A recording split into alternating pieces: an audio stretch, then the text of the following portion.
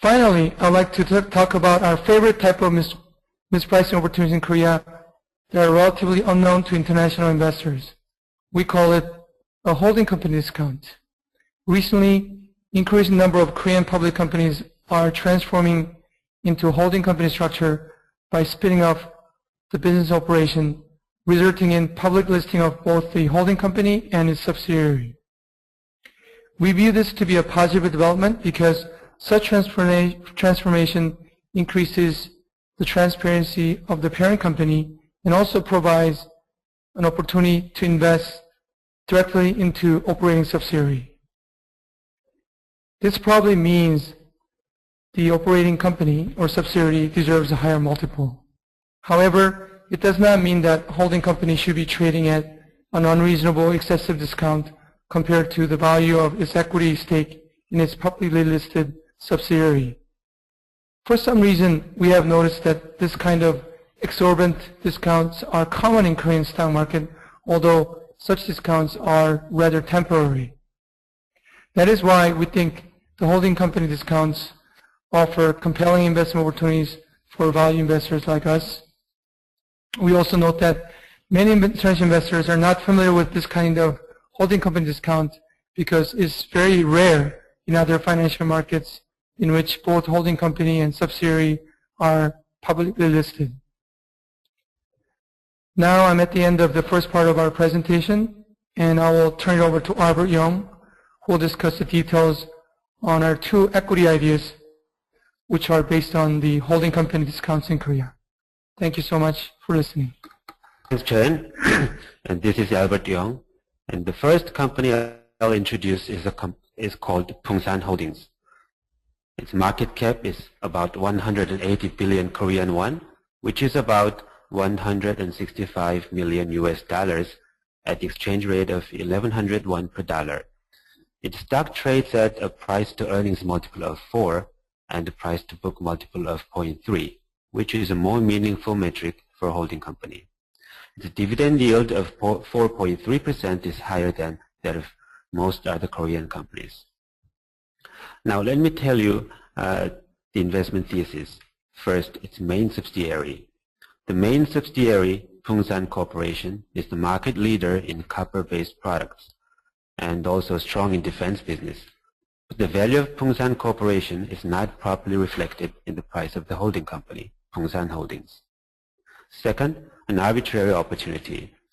Given the fact that most of the value of Pungsan Holdings is derived from its equity stake in Pungsan Corporation, the stock prices of both companies should move in tandem regardless of the discount. The stock price of Pungsan Holdings has been lagging that of its major subsidiary, Pungsan Corporation. We believe this gap in the prices of both companies is likely to be narrowed in the future. Third, attractive valuation. The current market cap is significantly lower than the value of the sum of the parts. This is a classic example of holding subsidiaries discounts opportunities. Let me tell you more about the holding company. The company was founded in 1968 and transformed into holding company structure in 2008. The company is 42.5% owned by Ryu family and is now run by the second generation son. As a holding company, Pungsan Holdings holds stakes in the subsidiaries. Its ownership of its main subsidiary, Pungsan Corporation, is about 33%. Unlike most holding companies, it also has its own operating businesses, which is a type of business of a typical holding company. The company provides technology services and contract manufacturing mostly for its subsidiaries. Technology services account for about 20% and the contract manufacturing for 80%. The table shows only a parent company financials in value. In 2012, the company achieved about 100 billion won of Korean won of sales and 16 billion won of net profit. It spun off its main business in 2008. That is why the sales figure in 2008 is substantially larger than the rest. Also, Korean accounting standards was changed from Korean GAAP to IFRS in 2011. The profit figures after 2011 are smaller than before because they include only dividend income from subsidiaries. This is the case under IFRS. When we derived normalized earnings and we excluded dividend income to calculate the value of only the parent company. The parent company holds some cash and other investments. By adding the value of these to the value of its operation, we value a parent company, excluding its subsidiaries, at about $97 million US. Now let me tell you more about the main subsidiary, Pungsan Corporation. The company is also listed after being spun off from Pungsan Holdings in 2008.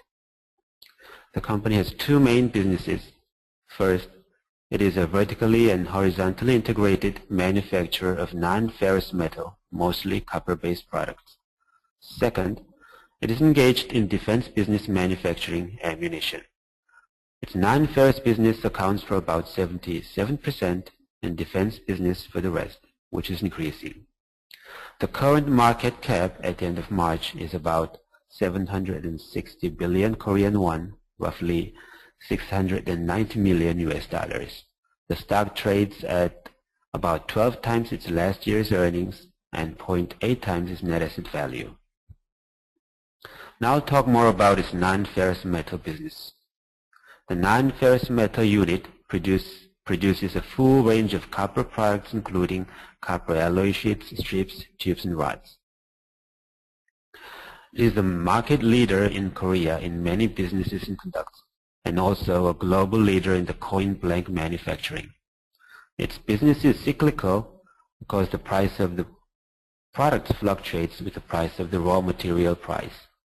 As you can see from the graph at the bottom left, the stock price of the company moves together with the price of copper. Its recent performance suffered from copper price decline, but the business stabilized and now has a better outlook because the copper price stabilized and its long-term trend is upwards. Now let me talk about its defense business unit.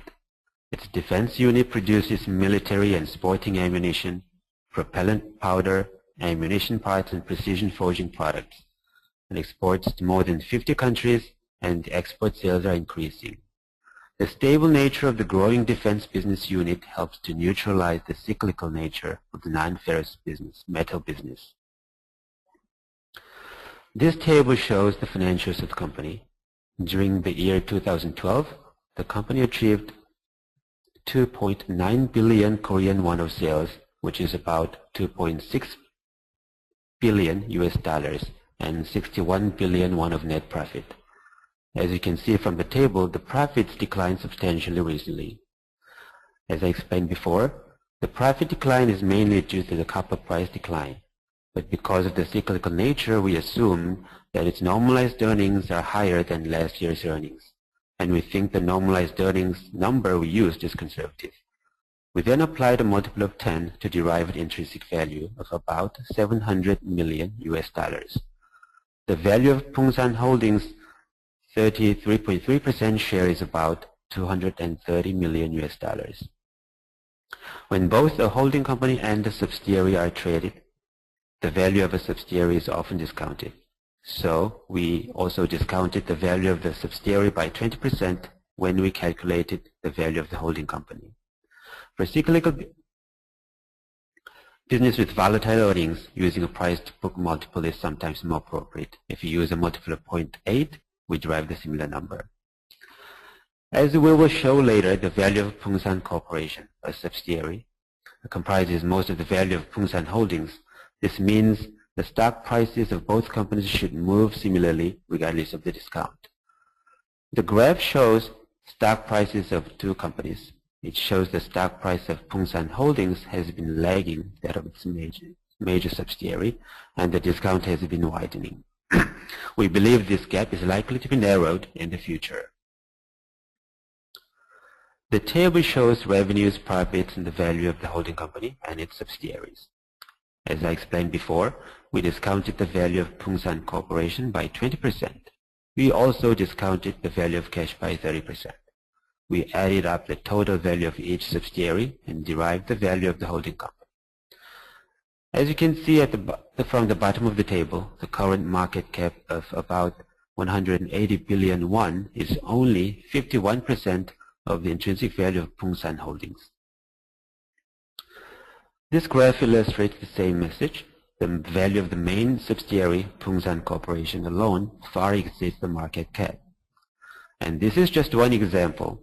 There are many other cheap holding companies in Korea. And also, we have many similar opportunities in other companies holding major subsidiaries.